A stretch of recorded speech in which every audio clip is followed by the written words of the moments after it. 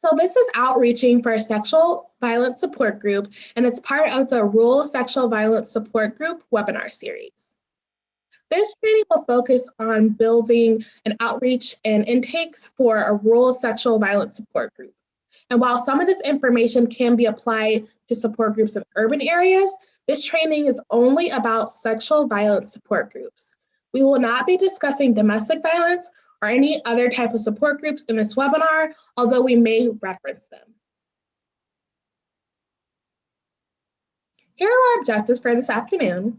First, we're going to discuss the definition of outreach and why it's important. Then we're going to identify the key elements of an outreach strategy. After that, we will analyze the impact of tone and messaging on our outreach. Then we will review the various marketing and recruitment tools that we can use for outreach.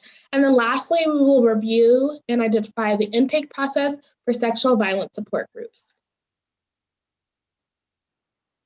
Quick overview and a quick review for those of us who joined us at the last webinar.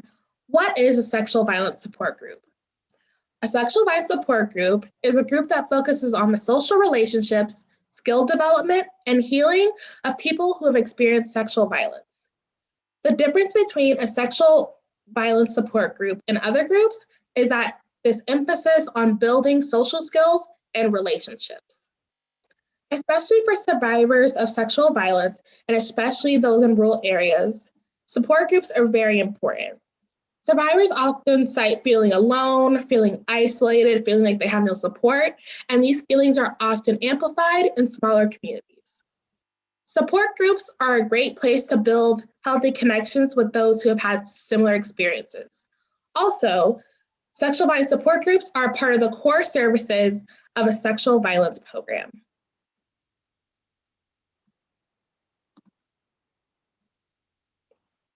And now we're going to jump right on into developing our outreach strategy.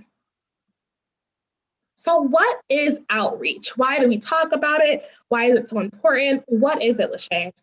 Well, outreach is when we reach out to the community to inform them about our services and build stronger relationships. If we do outreach correctly and with community input, outreach can be a chance for us to inform the community about sexual violence in our services and also be an opportunity to raise funds. But the main reason we do outreach is to connect survivors with our services, and in this case, our support group.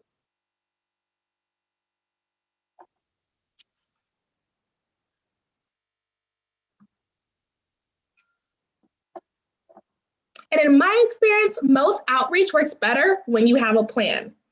An outreach strategic plan outlines how our agency will conduct outreach, how we will communicate with everyone about their roles and obligations for the outreach, and it also gets everyone on the same page about new or changes in the agency's services. And if you want to learn more resources about outreach in rural areas, specifically, we're going to drop a resource in the chat from the Research Sharing Project's Rural Project about doing outreach in rural areas. And I just saw Marley has put it there. Thanks so much. They have a media toolkit, a social media toolkit policies, and they even have some guidelines on communicating with media in rural areas. So check that out. And before we conduct that outreach for the support group, we as an agency need to develop that plan. Outreach is a key part of developing and letting people know about our individual services, so it's an invaluable part of our programs. When we create a plan for it, we're signaling to everyone on our staff and those externally that it's important and well thought out. Outreach strategies can also help us identify goals and objectives that need to be met outside of the ones given to us by funders. Outreach strategies also help us realistically estimate our investment in outreach. And when we're talking about investment, we're talking about money, but we're also talking about staff time and effort. Our basis for our support group's outreach strategy should be guided by the findings of our community assessments. Community assessments should reveal a lot of valuable data about the community's readiness and knowledge of sexual violence, but also how people in our communities like to receive information and communicate. Developing an outreach strategy will require some introspection on how we've conducted outreach in the past, and also how we make a commitment to shift how we've done it towards the way that's best for our communities.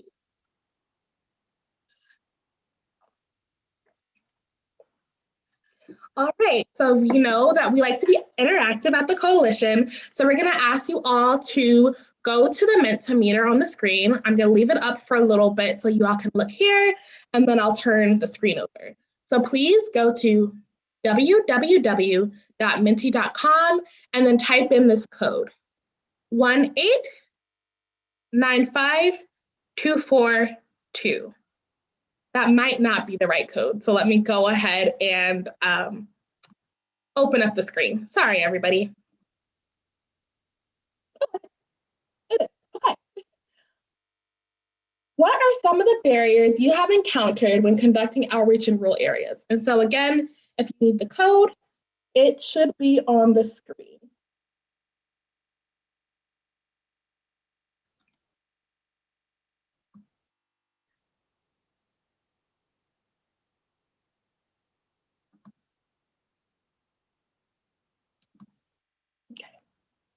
What are some of the barriers you have encountered when conducting outreach in rural areas? Or if you've conducted outreach for a support group, what are some barriers that you encountered? Lack of community recognition of the issue? What are some other things people have noticed?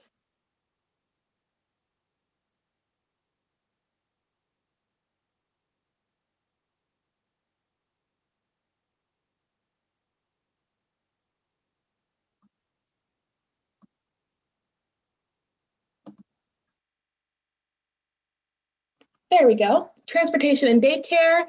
People are unaware. Denial of issues in the community. Individuals are very concerned about confidentiality and transportation. Community at large is unwilling to talk about it. Judgment and gossip. Fear. Transportation. Yeah. Not much resources.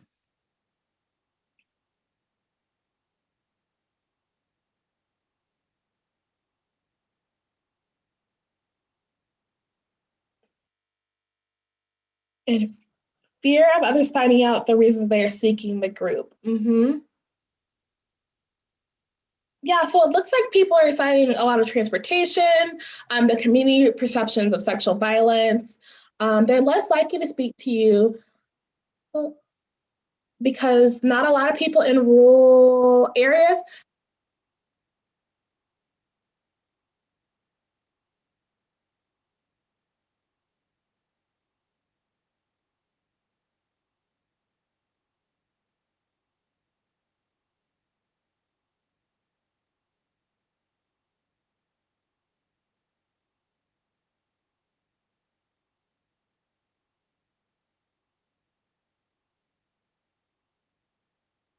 Sorry, everyone, my computer muted me. So you all cited a lot of reasons that people often say, people, there's a lack of transportation, community perceptions, not a lot of resources, and fear. So thank you.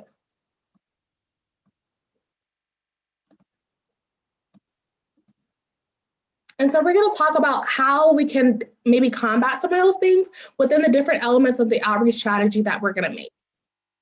But Lachey, I've never built an outreach strategy before. I don't know where to start. I don't know what or who should be included. What are you talking about? How do I make one? You can start by coming up with some of these different elements. And I just want to pause really quickly to make sure that everyone can still see the screen.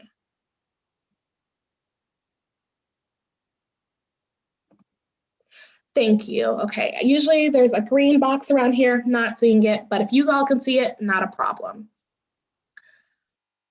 So the first is identifying objectives or outreach goals. Second is establishing your outreach team. Third is identifying key stakeholders. Four is deciding on a budget. Fifth is communicating choosing a mode of communication. Six is implementing a time frame for the outreach. 7 is actually conducting the outreach. And then 8 is evaluating it. So I've identified an order that feels logical to me, but you can switch around these steps and fill them in as you see fit. As we go through each of these elements, I will give examples of each and some guiding questions. First, we have the objective. And the objective is what you want to do in your outreach. It can also include what you want to achieve by that objective as well. If it's not attached to funding requirements, these can be as broad or specific as you need them to be. I usually try to include as many details as possible for clarity, but again, whatever works for you and your community and your agency is what you should do. So here's a sample objective that I came up with. We want to conduct outreach utilizing multiple methods in our community. And then our goal is to have 7 older adults attend our first sexual violence support group session. You can be more specific and begin to summarize each element of your strategic plan as a subset of this objective as well. Number 2 is establishing our outreach team. Now, we firmly believe that everyone should be conducting outreach and conducting outreach on multiple levels. The outreach team isn't the team that's responsible for doing the outreach, but merely planning out the outreach strategy. This team should include decision makers at your organization, people who've done outreach, facilitators of the support group, and the facilitator supervisors. So for example, this can be your mobile outreach coordinator, the communications director, the support group facilitators, and then of course their supervisors. Especially in rural programs, we know that people and staff wear multiple hats and fulfill multiple roles. So it might be necessary to pull in someone who can dedicate time to really mapping out these steps on the team too.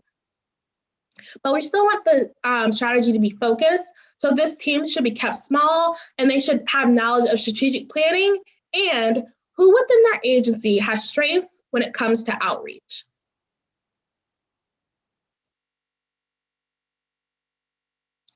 So after our dream team has been assembled, the outreach team leads need to think about how they would communicate the outreach plan internally and externally so that everyone feels knowledgeable about the support group. Internally, the outreach team needs to think about how to communicate the plan to the rest of staff who will be doing the outreach. They should consider how do changes about services get communicated internally? What's the best way to communicate a lot of information amongst staff? When it comes to those external communication questions, again, it's highly suggested that your agency do a community assessment so that you already have some idea of what those questions and needed information might be. Some of them might be, what are the frequently asked questions that need to be answered about the support group? How can we share the answer to those questions? Can those answers be on the website where we have information about the support group? Can we update our website to have a section specifically about our support group?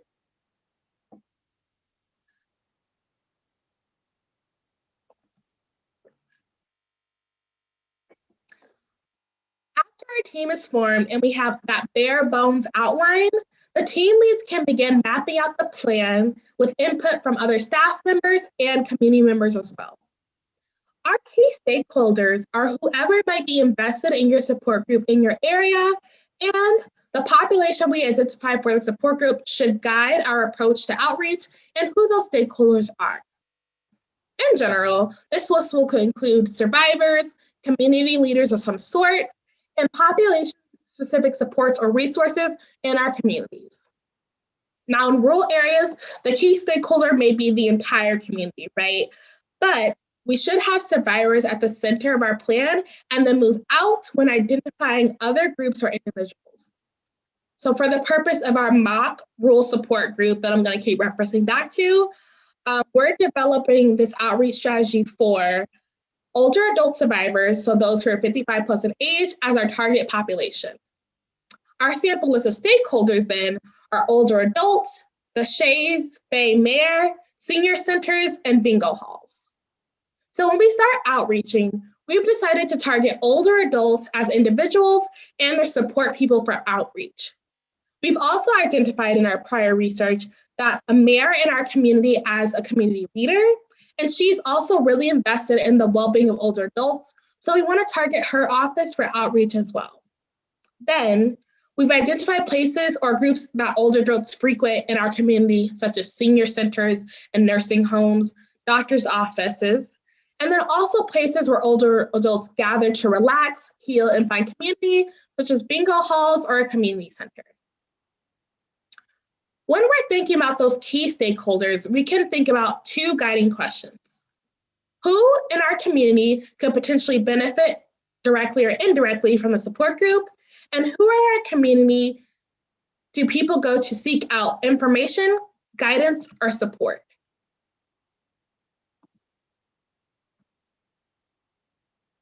And again, these are just some examples of key stakeholders, but remember, every community is going to look a little differently. Community leaders in your community might be the senior gardening club, or it could be the youth council. Maybe it's the teachers union or the local imam. Community leaders doesn't have to be a formal title, rather people in our community who hold influence. We should also be outreaching to our community partners too. They're low-hanging fruit and they already have those connections.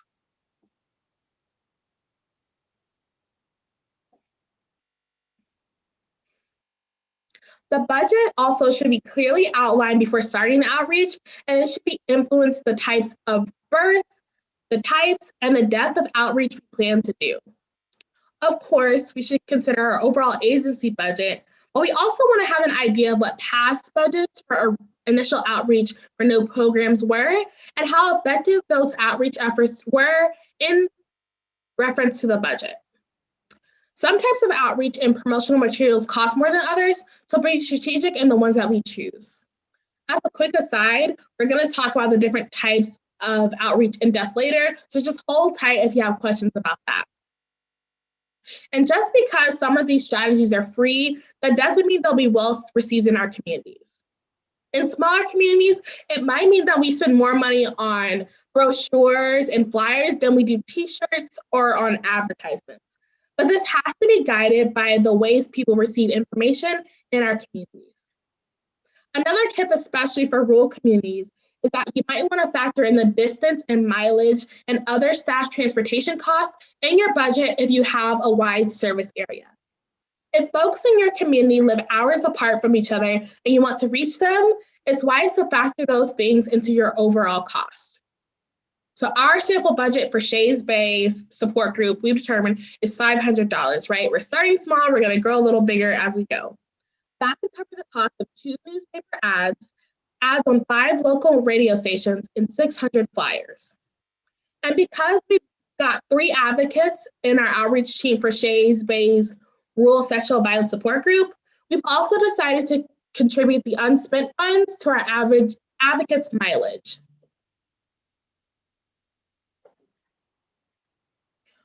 What communication tools are we going to use to reach people? Is it going to be a totally virtual campaign? Are we going to use a combination of flyers, social media, word of mouth, commercials, billboards? While we definitely should be using a variety of approaches, we may need to rely on some more heavily than others, depending on the target population of our support group. If we've done that community assessment and asked questions about how people in our community share information, we should have some idea about which types of communication we should primarily use. And because we did that community assessment for Shays Bay, we know that primarily traditional forms of media are what people use to communicate. However, younger demographics do rely on social media. Again, using multiple forms of communication tools and styles is a part of being accessible and inclusive for all survivors.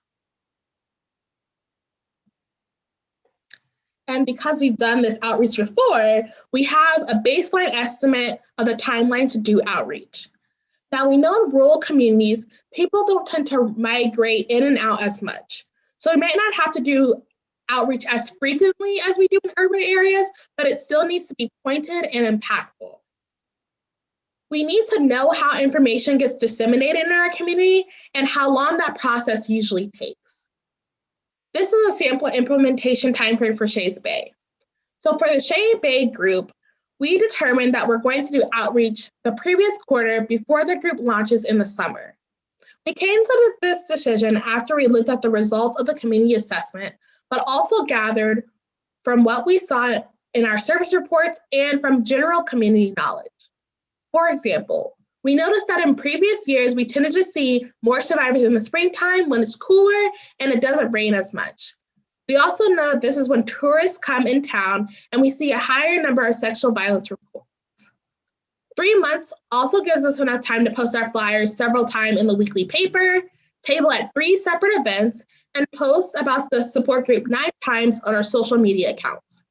We can also use this momentum and community support during Sexual Violence Awareness Month to promote the support group. A good outreach plan combines specific data that we collected with our general community knowledge.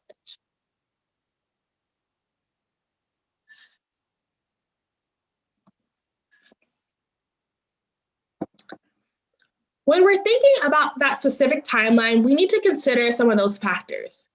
Does information in our community spread fast, or do we need to spend a significant time fostering relationships before that information is shared by community members? Should we wait till it's warmer to do outreach? Should that we do outreach in the springtime, in the winter, where the dust is low? Or do our service trends tell us a different story that could impact when the best time to do outreach is?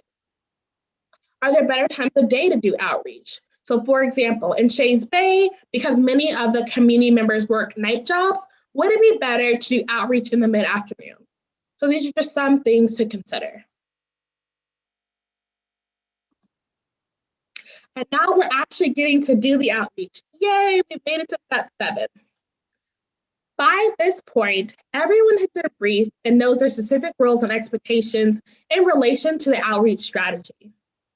When conducting outreach, it's best when it's done in teams so that everyone has someone to be accountable to and also to bounce ideas off of.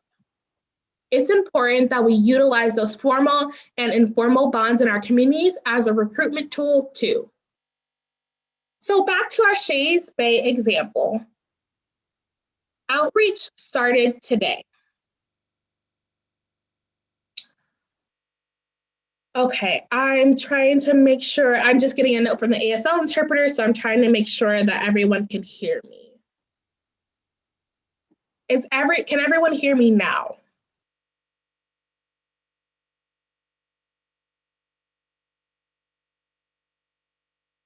Okay, I'm getting some guesses. Please let me know if I continue to go in and out. Okay. So back to Shays Bay, our outreach started today. We're going around our community, we're talking to folks, and one of our teams is made up of Sam, Jordan, and Sage, and they will be outreaching to the 2 bingo halls in Shays Bay. After doing some research, Sage found out that their mother plays bingo at one of the halls every Monday night.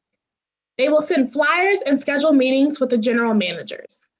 After those meetings, they agree to co-host a bingo night with prizes every quarter, and one of the bingo halls even offered to let them hold another support group at the hall. They also gave managers their business cards so they can call them directly if they need more support group materials.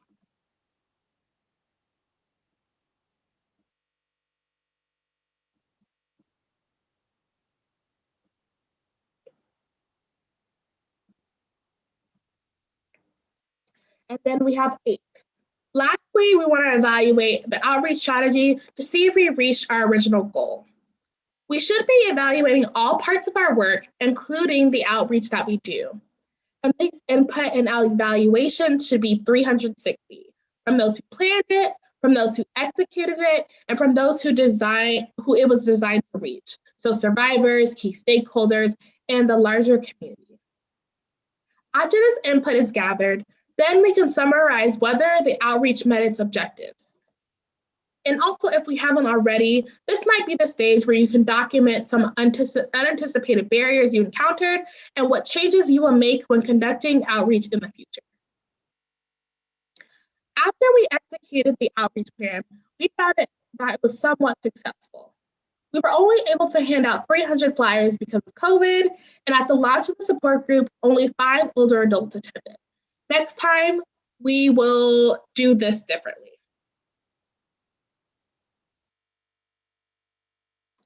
We want to make sure that our evaluations are honest and constructive so that we can do better in the future and apply those changes. What were some barriers to meeting our objectives and goals? What will we do differently in the future when we outreach for the support group? And so that was a lot of information we went over. So I made a handout with a description of each element and an example that will be put in a chart similar to this. So just in case you want to refer back to this when you're creating your own outreach, you can use it at your leisure. I will send that out when I send a copy of the slides, so don't worry.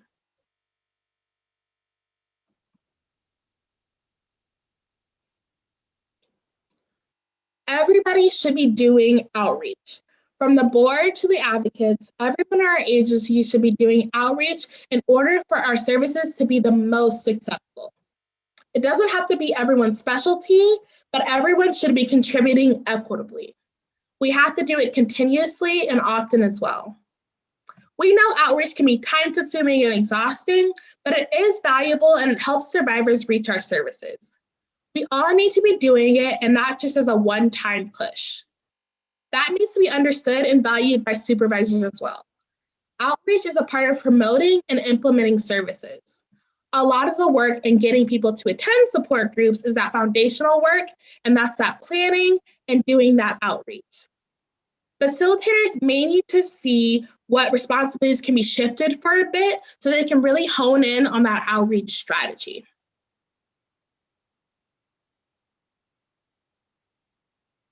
So now we're going to talk about the tone and messaging.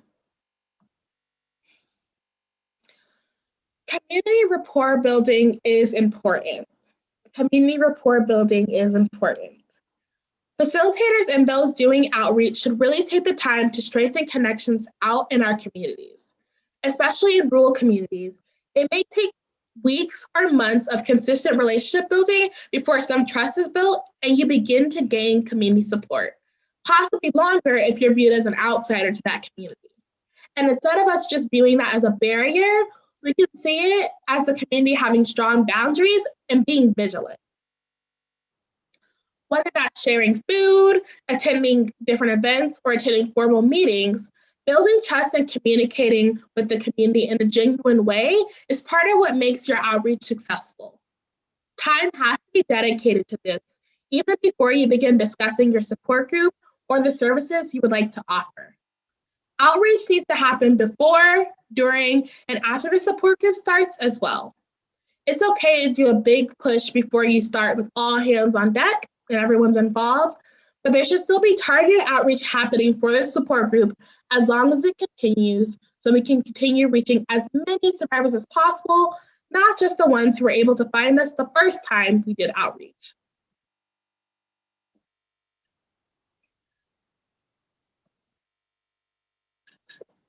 So now we're going to go back to Mentimeter, and this will be our last Mentimeter of the day. So please go to www.menti.com and type in the code 1895242. 1895242. And Marley has put it in the chat for those of you who are looking there.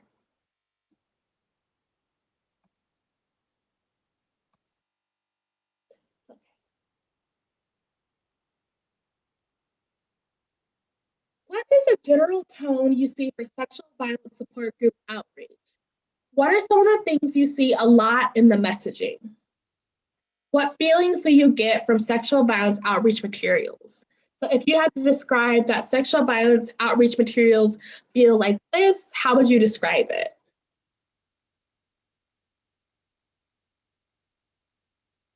When I see these materials, I feel heavy.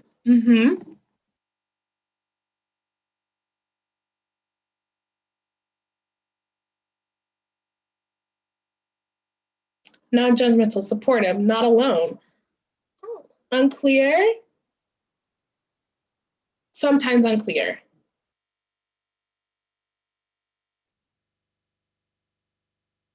Supported.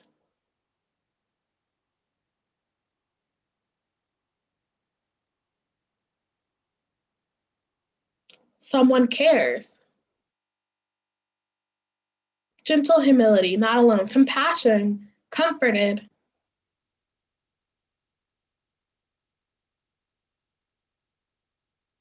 A lot. Mm-hmm.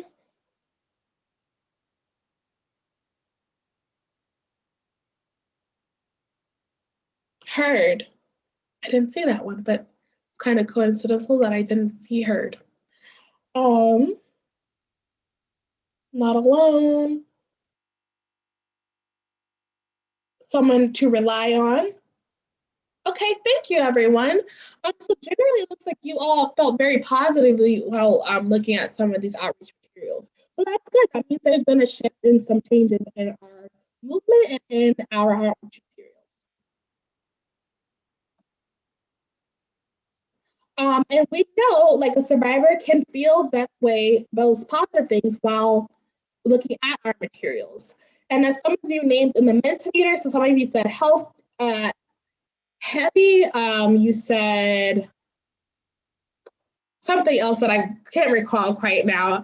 But in the past, a lot of our materials have seemed pessimistic and altogether dreary, right? We felt very like a lot of emotions when we're looking at them. For the support group, we want a different strategy and to put an optimistic spin on it. So instead of feeling hopeless, we want people to feel hopeful. Instead of feeling that heaviness, that sadness, or feeling tragic, we want them to feel encouraged. We don't want people to feel that pain and rewrite into that pain. We want them to feel healed. We don't want them to feel alone or shameful or negative. We want them to feel supported, which a lot of you named, like that is the feeling you see, and that's great. We want them to be unashamed, and we want them to be optimistic.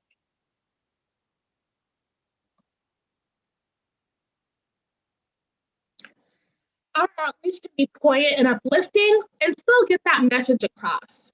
So we want to make sure that our tone is present in the colors that we're using in our outreach. So we all love teal. Teal is in everything we do, and a lot of your materials where you're talking about sexual violence, but we can still have bright and colorful graphics as well. If we're using photos, they need to be inclusive and diverse. And I'm talking about diversity in age, in race, gender, body type, ability, religious backgrounds, hairstyles, all of it. We use Pexels for a lot of the photos in our trainings now because it's a free stock photo library, but there are a lot of other photo libraries out there, like Unsplash, for instance, that are also free. A lot of sexual violence messaging is sad and it makes people think of doom and gloom and can reinforce those messages of shame. But it doesn't have to be, right? You can be serious and disperse facts, statistics, survivor stories, and dispel myths and discuss rape culture in a way that isn't outrightly bleak. So I want everyone to, and I invite everyone to engage in this self-reflection. So no need to put this one in the chat. Think about a memorable campaign you saw for sexual violence services. Why was it memorable? What did it say? And what was that feeling that you got from it? If you think it was impactful in a positive way, try to channel some of those same feelings in the materials you use for your outreach.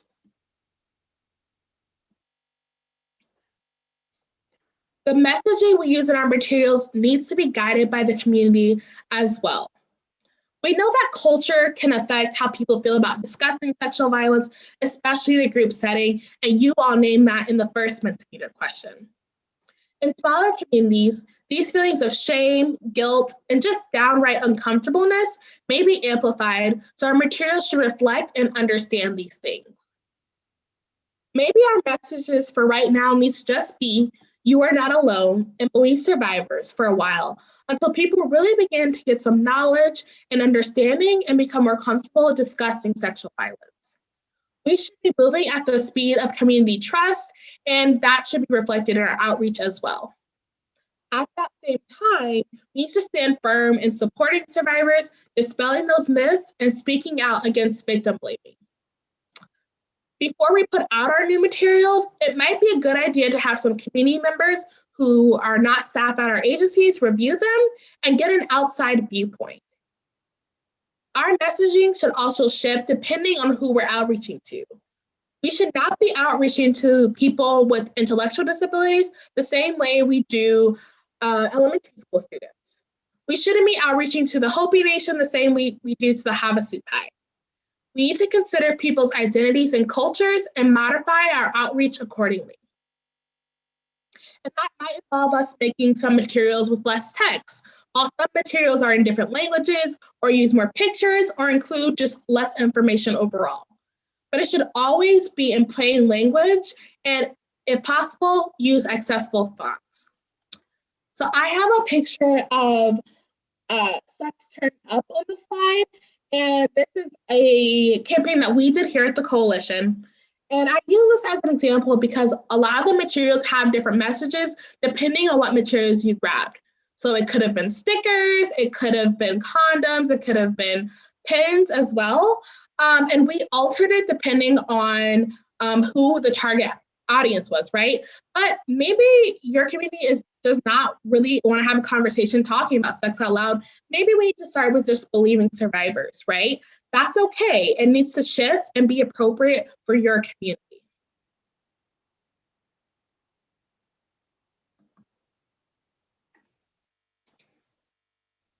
We should constantly be reevaluating our outreach to make sure it's relevant and culturally responsive, but we also want to make sure our materials are conveying the basic aspects of the information we want.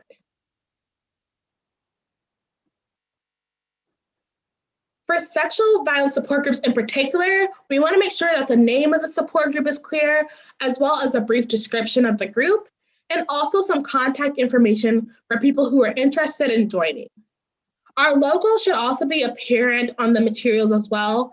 And again, these are just the bare minimum basics.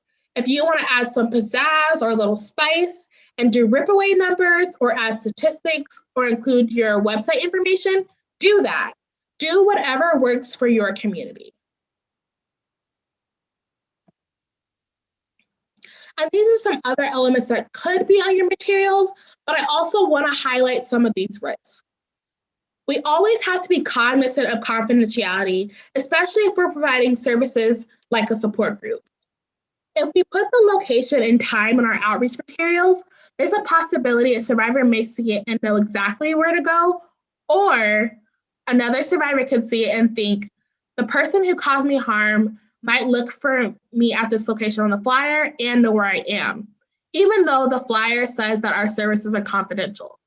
That survivor might not come because there's too much public information about their safety on the flyer, and that could jeopardize them.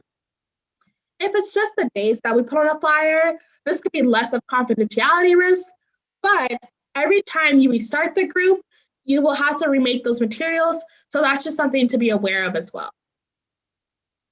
There's also a similar consideration when it comes to adding the facilitator's pictures to the material. On one side, it might be comforting for survivors to know who exactly they'll be talking to or who to look for, but it can also put the facilitator at an increased risk to have their face all over materials in your community. You might want to consider just putting the facilitator's first names and phone numbers or first names and emails on our materials. Alternatively, you could also create an email account specifically for folks to reach out to the support group to provide a certain layer of anonymity to the facilitator before completing the group. That way, a survivor can reach out, speak directly to the facilitator, and the facilitator can guide them one-on-one on how to access the group and answer some of those questions. We know that facilitators accept some sort of risk when agreeing to facilitate a group, but we can still be strategic about that. Also, think about if your materials need to be in multiple languages initially, so you don't have to come back at a later date and redo that work. So we're about at the midway point, so I want to just stop and see if anyone has any questions that they were holding until we got to a good stopping point. And just to do another quick sound check, can everyone hear me?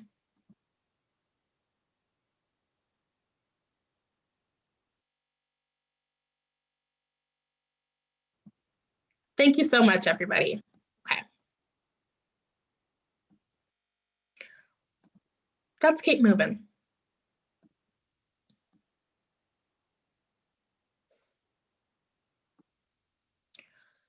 We touched on some of these things a little bit earlier, but the outreach team needs to make decisions about these things prior to outreach happening virtually or in person.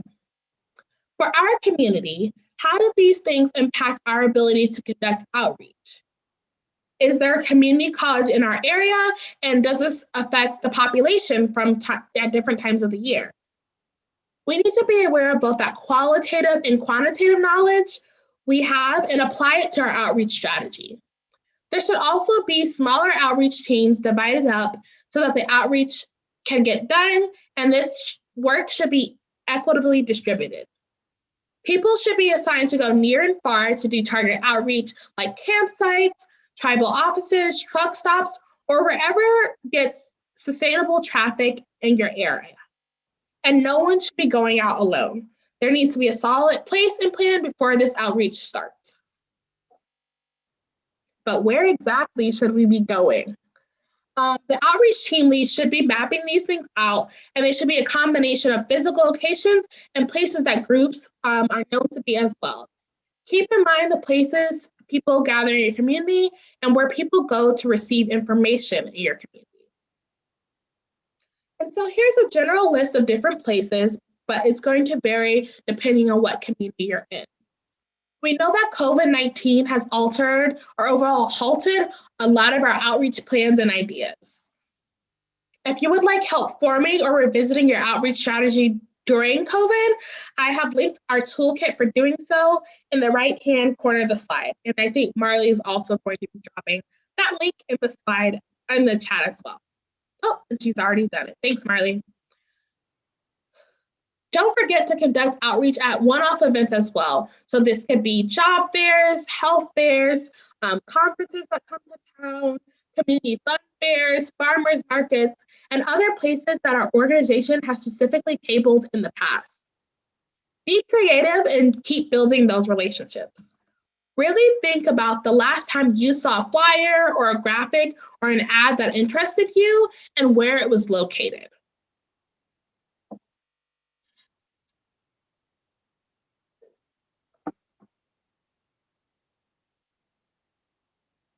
And so now we're going to talk about those specific marketing and recruitment strategies. Because we've developed our plan, we got our teams ready to go, they're rocked and ready and loaded. We even know where we're going. But what are we actually going to do? And before we decide that, we need to think about the pros and cons of each recruitment type. Each mode of communication has different costs, and these costs can vary significantly depending on the quantity type and brand of materials you use.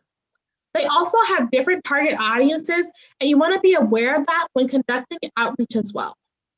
There's also some different maintenance needs that we need to be aware of. So for example, once you print a flyer, that's all the upkeep you need for it. But for some of those more digital and virtual resources, you have to keep updating them in order for them to stay relevant and current. It's best practice to use multiple communication tools to do outreach. However, you may rely on one more significantly than another, depending on who your target population is and how your community receives information. The most important thing to remember is to do your research about the type of recruitment tools you use.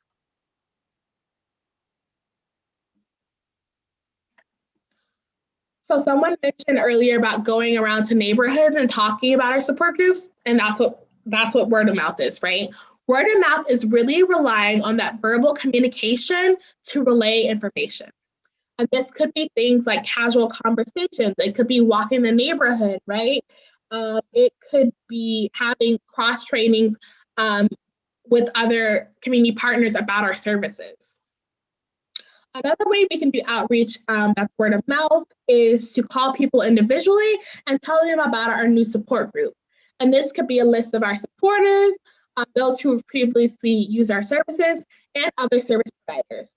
But again, we need to make sure that this is done confidentially. When we're having these conversations, we need to make sure that we're also doing so in a culturally responsive and relevant way. For some groups, it's fine to just jump in and talk about business directly, and in some cultures, it's not. We need to make sure that we're chit-chatting and having small talk, or that's considered rude. We need to be aware and honor those different cultural differences. For some organizations, it's okay to have meetings with a flexible start and end time, and for others, there needs to be a planned agenda with many formalities, so make sure that's communicated with the staff who are doing the outreach. I also want to note that we recently, through a project, conducted some community assessments in some rural communities in Arizona, and word of mouth and in-person communication was the majority of the ways that community members said they like to receive information about services. So these conversations and discussions are an important part of conducting outreach.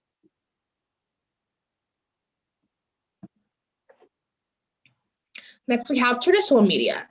In smaller communities, traditional media can be especially impactful.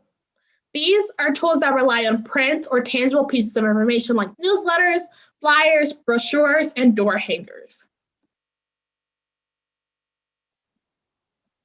This approach can be really effective because you can leave the materials at different places like in bags at grocery stores, in people's mailboxes, bus stops, on community boards, and people can take as many as they would like. Traditional media also includes things like an ad on a local TV channel or radio station, or even purchasing some space on a billboard within your area if you have a budget for that. Doing interviews, whether live or in the newspaper, can also be a great way to outreach for the support group and also shift the culture and bring awareness to sexual violence in your community. As the name suggests, traditional media usually targets a more traditional crowd, but a lot of these tools have digital versions now, like digital advertisements, flyers, and online newspapers. And since a lot of these materials are paper, you can get a lot more individual materials for the cost.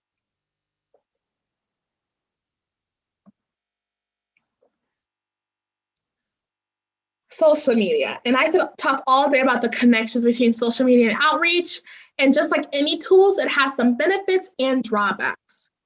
So to use most social media sites, they're free and you can pretty much say whatever you want on these different platforms. But also, that means others can basically say whatever they want on those platforms about us. So that's just something to be aware of. It's also, because it's virtual, you can create flyers and graphics and even hold events like live streams, fundraisers, and virtual chats, all while social distancing. Oh, and someone said they had amazing success with tear off posted on the back of restroom doors, delis, and restaurants. Exactly. And see, we have need to get creative and maybe go back to using some of those traditional types of outreach. Thanks for adding that. So as we've seen people take full advantage of these different ways of using social media during the pandemic, we also need to think about the things on the other hand. Most social media sites, besides Facebook, target people from the ages of 14 to 30. And so if we're not familiar with all these, so we have Facebook, Twitter, Instagram, TikTok, and Snapchat. And these are just some popular social media platforms today. We also need to be aware and familiar with the privacy settings on our social media and be aware that we could be hacked as well. Also, to stay relevant, we have to constantly produce content and keep track of different trends on social media. And that within itself is a job, and it's an important part of some teams' marketing strategy. With that being said, we need to make sure that the responsibilities and policies of running an agency's social media account are clear, and the time commitment to producing quality content and community engagement is understood as well. We also have to spend an equitable amount of time making sure our virtual materials and presence is just as meticulously considered as our physical one. This is a place where interns can be really helpful, especially if they're already utilizing some of these platforms. But we want to make sure that we can educate ourselves about the different platforms and their different features too. And there's also a lot of helpful tools out there, like social media calendars and graphic template sites like Canva, that can be really helpful. And Marley is going to drop some resources about those things in the chat. She's already done it. Thanks, Marley. I also want to give you all this resource from the National Network to End Domestic Violence. They provide a lot of information on social media and crafting policies for your agency as well.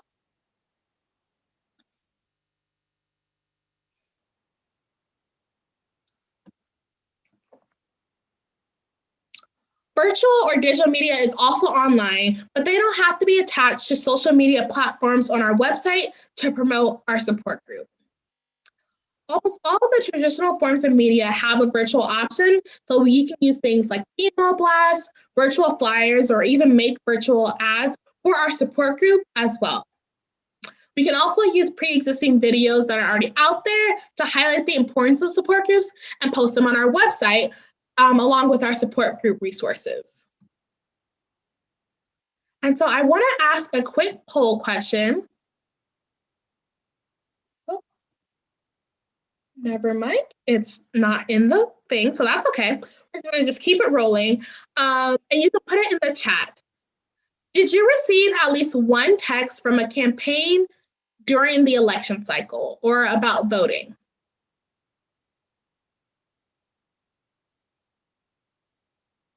Did you receive at least one text from a political campaign or election during the voting cycle?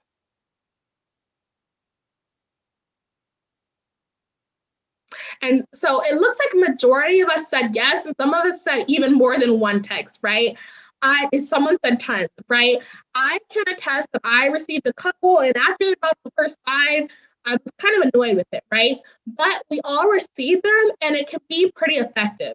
So it might be a strategy that we want to consider. We can also think about updating our website to add information about a support group, or even create a website for the support group itself. But if we do that, the website will need to be secure and it would have to be managed and updated. If we don't want to go that far, at the very least, it might be helpful to include a support group tab on our website so that it's easier to manage.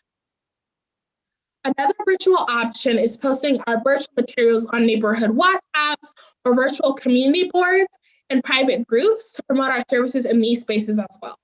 And on the screen is another resource that we'll put in the chat as well to explain how to send a text blast.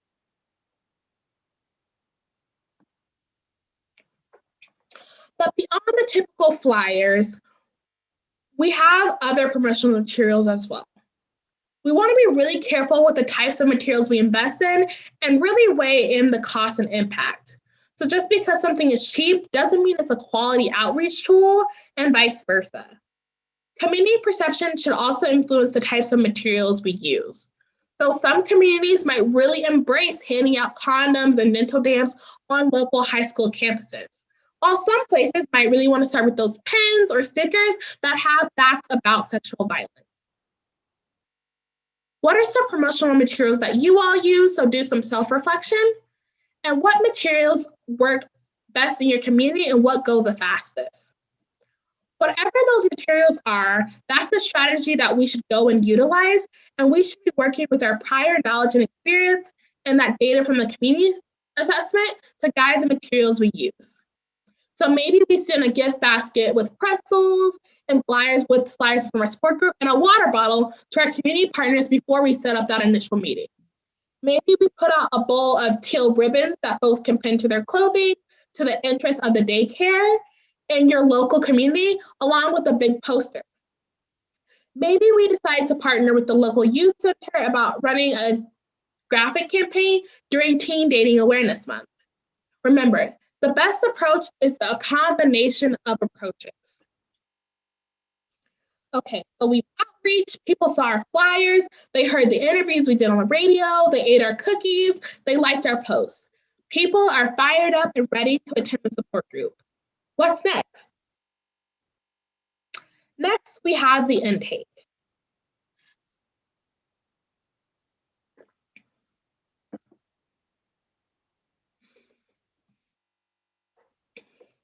If you've been doing sexual and domestic violence advocacy for any amount of time, you're probably familiar with an intake, but we really want to try to reimagine intakes as the possible beginning of the survivor's healing process.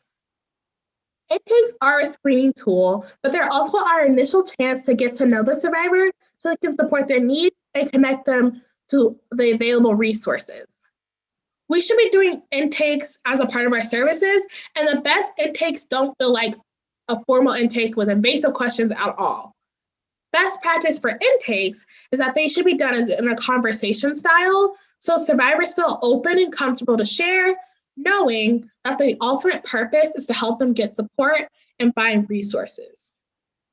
If we're just asking yes or no questions, if we're just checking off boxes, if we're not actually listening to what the survivor is telling us, that's not a quality intake, and we need to reevaluate our services. And if you want more guidance on providing quality intakes, we did a webinar almost a year ago, and it's on our YouTube channel. And Marley has already put the link in the chat. She's on it. We also need to be abundantly clear that if we're going to be doing intakes for our support group, which is best practice, that each person will need to complete one.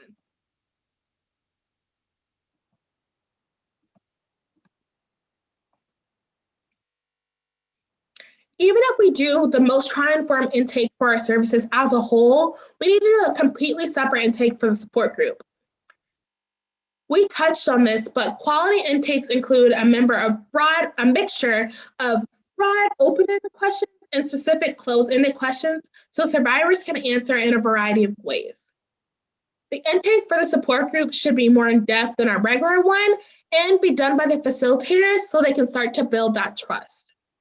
We should also start to conduct these intakes at least 2 to 3 weeks before the support group begins. This can change depending on if you're doing an open or closed support group, and also on the size of the group.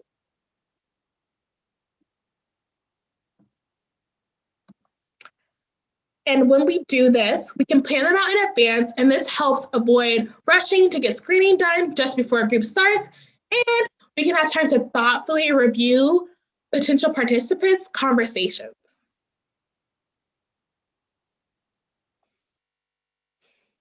These intakes can provide context for both participants and for the facilitators. For both, it gives them a chance to meet before attending the group for the first time and confirm simple logistical questions about parking, location, the platform, the time, and so on. For survivors, it gives them a chance to ask questions about the group and other participants before meeting for the first time and talk about concerns they may have in their experiences in a safe and confidential way. For facilitators, it allows them to explain the basics about their agency and policies and to have that initial meeting without pressure from other members of the group. It also allows facilitators to screen for survivors' needs and to flag any conflicts they might see with the participant attending the group.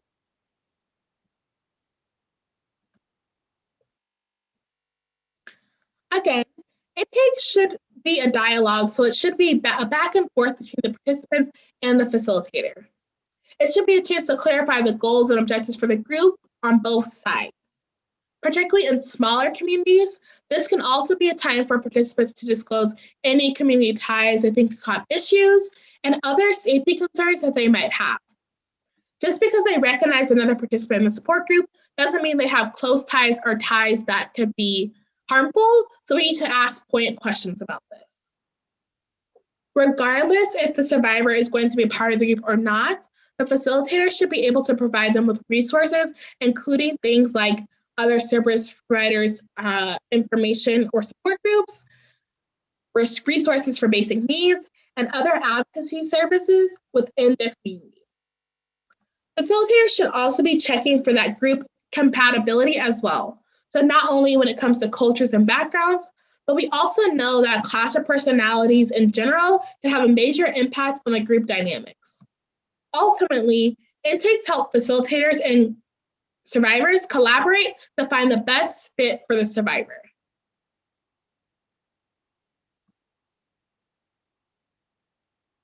These are some general things to be aware of when we're talking about screening and intakes.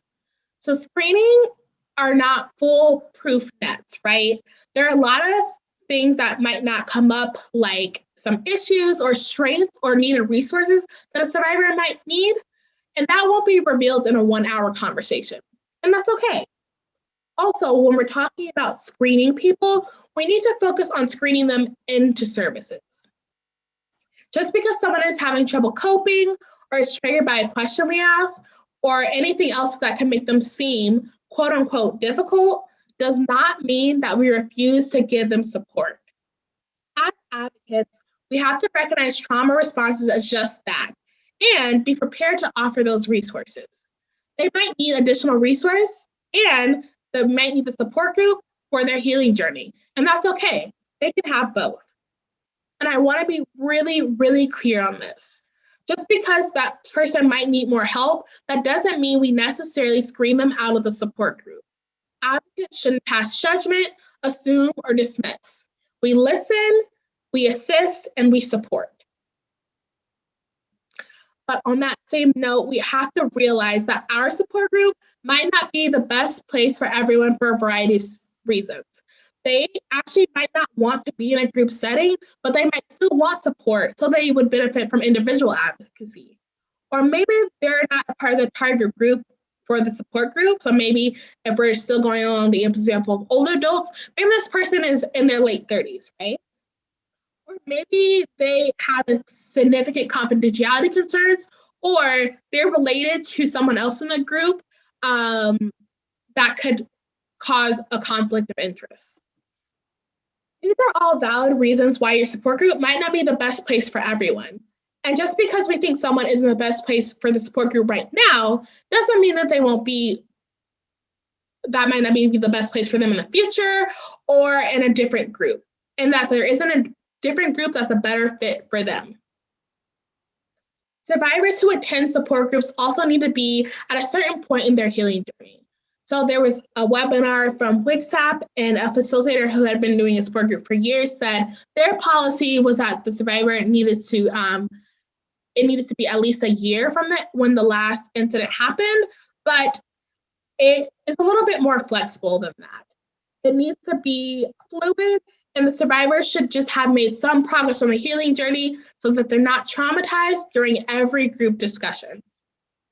If someone has just experienced their trauma, they may benefit from more one-on-one advocacy or one-on-one therapy.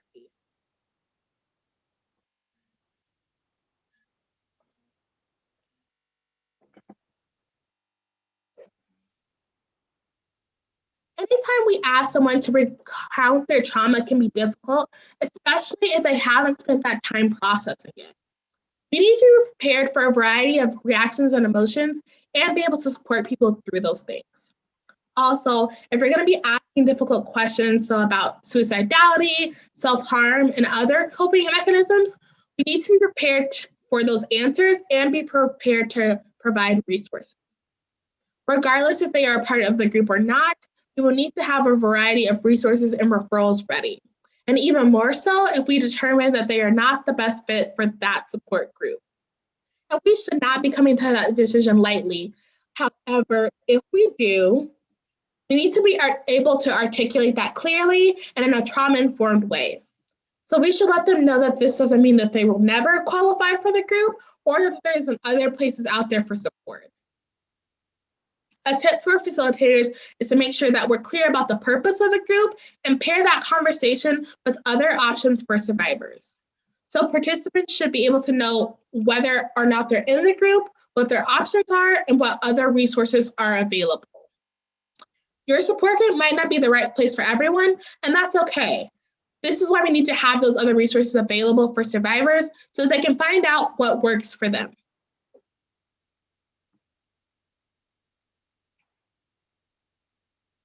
We also want to make sure survivors feel comfortable talking to us and doing the intake, and a lot of that comes down to how we frame it. Before we do the intake, we want to make sure that survivors understand that purpose. We want to convey what the intake is, why we're doing it, and why we're asking the questions that we're asking. If we're planning on taking notes, we need to be upfront about that too, and maybe even offer to let the survivors see them if possible. We also want to make sure that the place we're talking to survivors is confidential, quiet, and trauma-informed. And then we also discuss our role as advocates.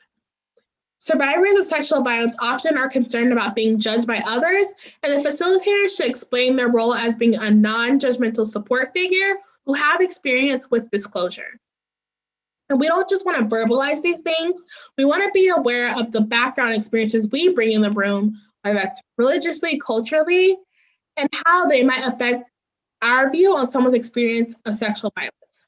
We have to refrain from judgment and focus on providing support.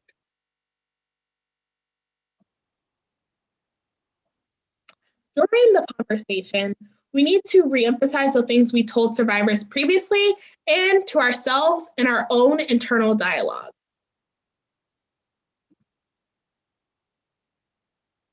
We need to be very particular with our word choice and use language that is validating and not blaming. We also need to make sure that for survivors to tell their story as authentically and as emotionally as they need to, and thank them for their openness and resiliency. It's also important that during that process, we mirror the language of the survivor and not attempt to alter it to make it quote unquote cleaner, right? We have to be calm and regulated and listening to survivor when they're retelling their traumatic experience of sexual violence. And this should be our guiding thought when asking questions and taking our sparse documentation. Is gathering this information helping planning the group and ensuring that the support group will be a safe place for the survivor? If not, then we shouldn't be asking these particular questions. And these are some things that we should be screening for. So externally, we could be screening for confidentiality concerns and safety issues, and then compatibility with other group members. And this could be things like my partner tracks where I go, or if you think some personalities might clash with the group, that can cause arguing or someone to continuously be triggered. For internal factors, this could be background and nature of the sexual violence experiences. You should be screening for their coping mechanisms, some of their triggers, suicidality, and mental and behavior health. We need to make sure that we're screening in a style that matches the population that's being served and take into account how someone's background and identity could affect the intake conversation. We should not screen someone with a developmental disability the same way we would screen a neurotypical refugee. In everything, we need to practice cultural humility. And again, screening is not a catch-all, but it can help people access services and find different supports that they may know they need and those that they don't.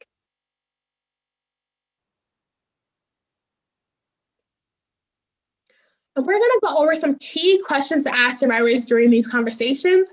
And if you want the full document, I cited exactly where I got these questions from in the Power of Social Connection on the slide. And you can also check out Circle of Hope from WICSAP, and they have a shortened section for these different pre-screening questions. What most interests you in participating in a support group? Have you ever participated in a group before, here, or somewhere else? And this could be helpful to gauge their prior experiences and knowledge of groups and what they're coming to the group with. How does it feel to be here doing this intake? And this one in particular is where we can take the time and space to reiterate some of those things we did when we first spoke to the survivor. Background and nature of the sexual violence experiences. And this section can be very heavy, and we may need to give verbal warnings so survivors can know and see and understand why these questions might seem invasive. Part of the purpose of this meeting today is for me to learn more about your experiences and how they've impacted you.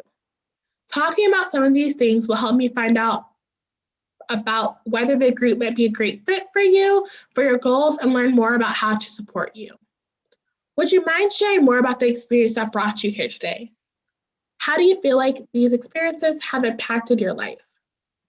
We need to be very conscious and clear about why we're asking these particular questions and what, if any, type of documentation we're taking.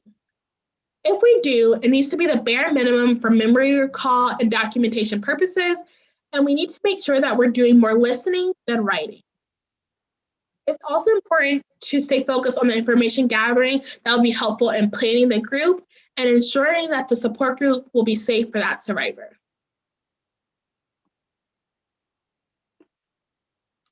We also have to screen for mental and behavioral health factors. However, just because someone discloses mental health struggles, suicidality, substance use, and other things to name a few, That should not automatically disqualify someone from participating, especially if they have established those things as coping skills. These things should never be automatic disqualifiers, especially when so many survivors of sexual violence deal with these things. We should be screening for them, and especially for suicidal ideation, but we need to be trained in how to screen for these things. Prior to offering support groups, your agency should have a plan in place for how to address survivors who express suicidal thoughts and plans. Many people who experience things like you just described have many different types of reactions, which is normal. Some people describe struggles with depression, other disorders, and mental health related concerns.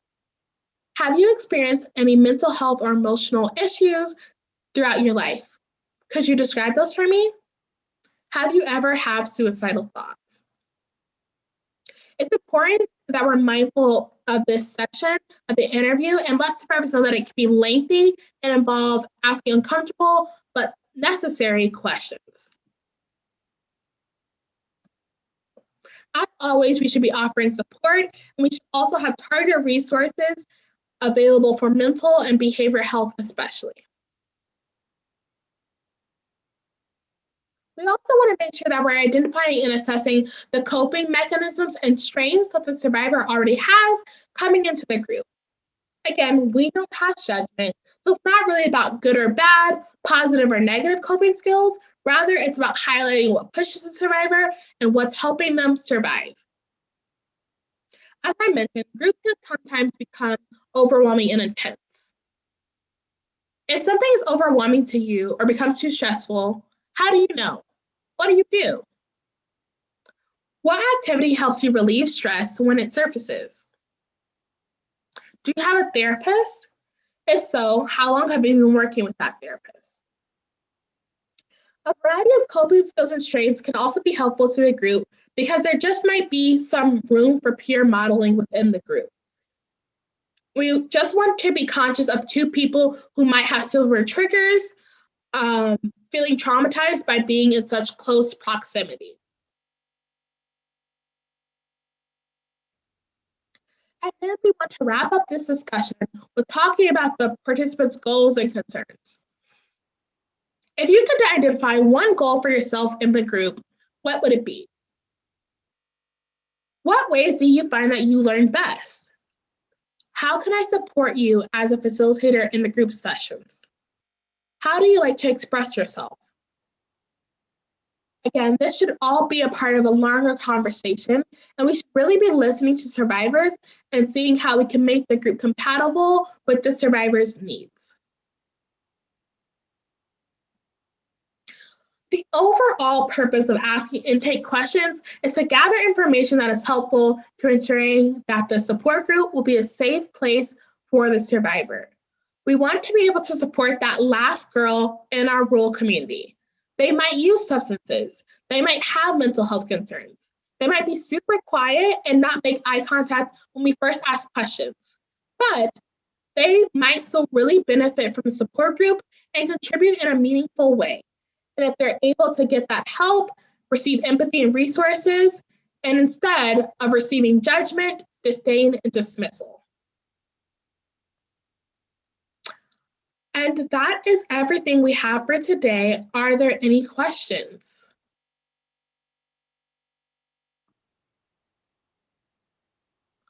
All right. Well, thank you all so much.